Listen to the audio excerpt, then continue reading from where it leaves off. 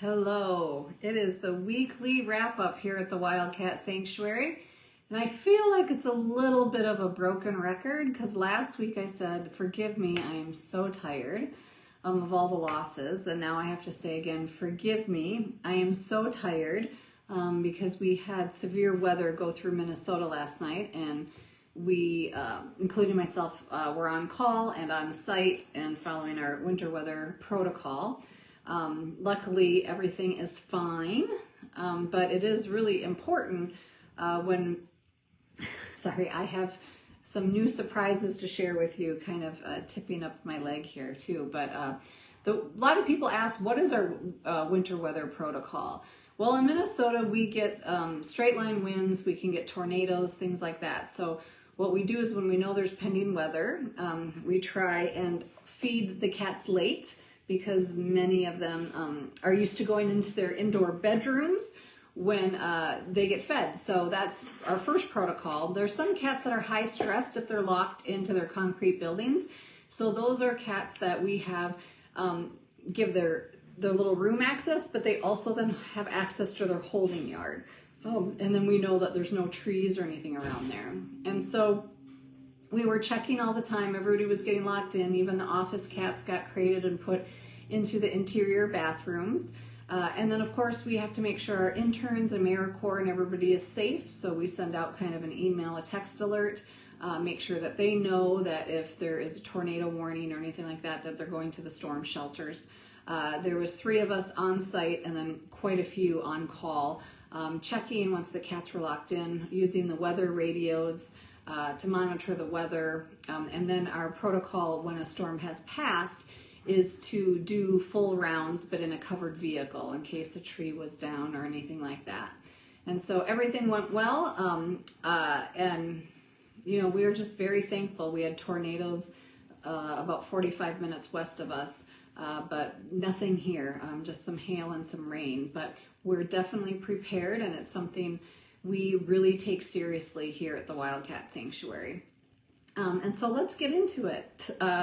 So as you know, we had our losses, and whenever we have losses, our hearts hurt, and so some way to help our hearts heal is to help more cats in need. And so many of you might have seen on Facebook that we had posted a few TNR cats that were trapped, ear-tipped, but had been pretty much socialized enough that they didn't have to be released. Hoping to find them a forever home, but we know right now the over pet population is just almost as bad as it was 10 to 20 years ago. And even though we're a big cat rescue, we care about all lives, and if we can make a difference in a few cats' lives, we will do that. So one little gentleman is still being socialized enough that he is a little leery of the loud noises, and then when it's just me in the office or Gina in the office, he's very, very lovey and comes out and everything. So he might not let you see him. But I'd like to introduce you to this boy. Can you see Hank? So this is Hank. He also was known as Leo. Hank is probably he's like a medium hair charcoal.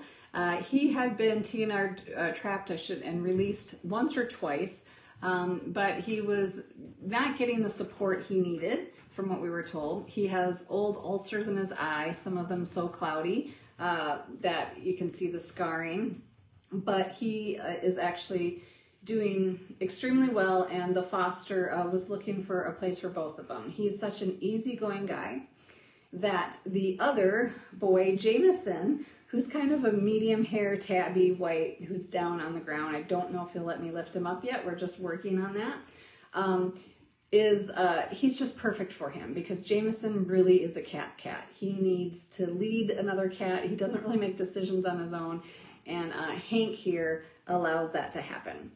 So they're in my office right now, in Gina's office, just getting used to the sanctuary space. We're definitely looking for a loving home environment for them if this is not the right place for them, but we want them to go together. And a lot of times people say cats are bonded that aren't, And I think Hank here would do fine with anybody, but really Jameson, this little boy down at my feet, he really looks for Hank for everything.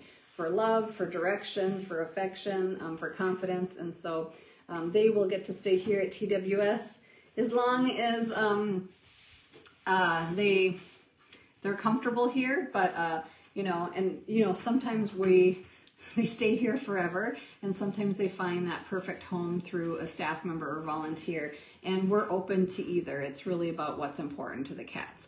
But I will tell you, everybody loves the new residents here that are in quarantine, except for Kiara.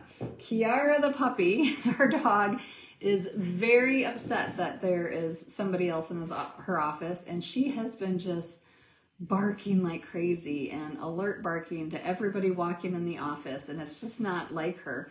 And so she's been, you know, a little puppy annoying, I like to say. But we did change things on her. We had AmeriCorps come, new volunteers. Cats have taken over her office that are new cats. So we're trying to give her a grain of salt. But Kiara is up with Judson and Olivia right now to give us a little bit of a break. So let's see, did Jameson come out? He's out. Let me see so they can see Jameson before I go on. Oops, wait. I don't know how to do this. How do I find them on the floor? Gina, where's the camera? This is when you need, there you go, Jameson. This is when you need media folks. Oh, Jameson, do you like to see people? I can't find where the camera is on this one, so sorry guys. That is when you get an old person doing a live post versus Judson and Olivia. But nice to see everybody. Nice to see you, Lori, Faith, Ellen, Sarah, Marie, Maria. Thank you for all the kind wishes. On top of the storms we are having, all it's been doing here is raining. And raining isn't bad. The cats are not underwater, but the rain means everything grows. So we had a break from shoveling this winter with a mild winter, but now the staff, interns, volunteers, all they're doing is mowing and weed whipping. It just keeps growing back, bigger, thicker, and everything else. And now next week is supposed to be all rain too. So it's just a lot of extra maintenance for them. But there's been some big moves, and then we have a whole bunch of more moves coming this summer. So many sponsors have already gotten updates that Thor Jr. moved over to where Daisy was in Wild Woodlands, and he is loving the big new space, loves the in-ground pool. You know, he's been fine temperament. And then Indy and Nova were swapping back and forth so that Dash could really decide who is his friend. So I know sponsors again, Olivia and Judson and Julie are updating you as soon as they can and as soon as they have photos. But Dash has seemed to have found, I would say, a friend in Indy. They're on a shared wall, and Indy will not let him intimidate her or anything. So now they've just pretty much ignore each other, which is funny because when you walk around yesterday, we were seeing them kind of converge at the fence and thinking they were going to interact, but they both dropped, showed their bellies, and was just watching Olivia and I and the staff. It was about people. It wasn't about each other. Shrek, the Bobcat, has been out so much more that Sushi's moved over there, and there's been more construction going on next to Anastasia and Shrek's area for the new Bobcat area than Sushi's area. So it's been wonderful to see him out and about. He used to really only want to come out during PM rounds and later. So hopefully there'll be more pictures of him on Facebook and things like that. And then our big focus after Summer Safari, which is a top donor event on site this weekend, is getting the Bobcat enclosure done behind Sushi's habitat. And we can't wait to share pictures with Sushi and give you updates to the sponsors. Sushi's taking a little bit of time to get used to her big habitat for her. And then she has Thor across the way, who's a big personality. So we had a blind up, and we're slowly removing that blind so she can get used to all the big cats. But the staff said she's coming up and using the different areas for feeding and things like that. But we haven't seen her playing in her pond and pools, but I think in waterfall, I think that's more, she might be doing some things at night. So we'll definitely get photos as soon as we can, but it's really on her time frame and her getting used to this big space. If you remember, she was in this 10 by 10 kennel in Michigan, like on a lean-to pole building. And then she was in quarantine here for a while, so it takes a little bit. Her favorite spot right now is hiding under a pine tree, even though she has cubbies and dens and everything. She likes to really snuggle up in a pine tree, and she's spending her time mostly on the shared wall by Shrek and Anastasia, but doesn't seem too intimidated by the tigers, but she's found more confidence in the smaller cats. Let's see. So everybody's asking if the new habitat behind Sushi is for Kaya and Bogart. Not necessarily. We have a lot of bobcat moves, which will be next. And bobcat moves, including Kimba, who's a lynx, around the sanctuary. So there's been discussions with staff about if there's older bobcats, will they do better somewhere else? But also in this new bigger habitat behind Sushi, there isn't a holding yard. There's just the bungalow and lockouts. So we need cats that will easily lock out. And if you look like Archer, he likes to go in this big holding yard, but he doesn't like to go in his lockout. So that'll be very specific too. But there'll be a lot of bobcat moves over the next month or so, and we'll keep you posted on that. And then we have a third, excuse me, area, bobcat area that we're looking at laying out right now.